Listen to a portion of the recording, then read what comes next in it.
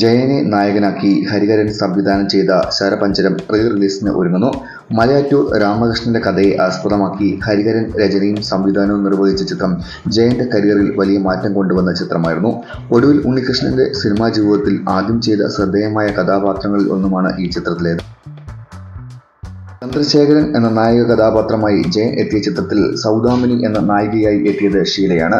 Latha, Sathar, PK Abraham, Nellikode Bhaskaran, baby Sumathi, Priya, Kottayam Shantha തുടങ്ങിയവരായിരുന്നു മറ്റ് കഥാപാത്രങ്ങളെ അവതരിപ്പിച്ചത്. G. ദേവരാജൻ മാസ്റ്ററാണ് ചിത്രത്തിന്റെ സംഗീത സംവിധാനം നിർവഹിച്ചിരിക്കുന്നത്.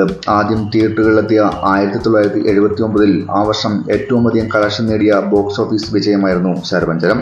4K ഡോൾബി അറ്റ്മോസ് ദൃശ്യശബ്ദ നിലവാരത്തിൽ റീമാസ്റ്റർ ചെയ്യപ്പെട്ട ചിത്രത്തിന്റെ റിലീസ് തീയതിയും പ്രഖ്യാപിച്ചിട്ടുണ്ട്. ഏപ്രിൽ 25-ന് ചിത്രം തിയേറ്ററുകളിലെത്തും. റിലീസിനോട് അനുബന്ധിച്ച് ചിത്രത്തിന്റെ ടീസറും അണിയറ പ്രവർത്തകർ പുറത്തുവിട്ടിട്ടുണ്ട്.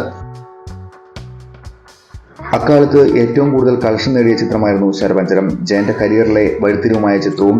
ജയന്റെ സംഭാഷണങ്ങളും ശരീരഭാഷയും മികച്ച സ്വീകാര്യത നേടി. അതിനുശേഷം അദ്ദേഹം പ്രധാന വേഷങ്ങളിൽ അഭിനയിക്കാൻ തുടങ്ങി. 1986 സംവിധായകൻ ഹരിഹരൻ ഈ ചിത്രം ഹിന്ദിയിൽ അഞ്ചാം എന്ന പേരിൽ റീമേക്ക് ചെയ്തു.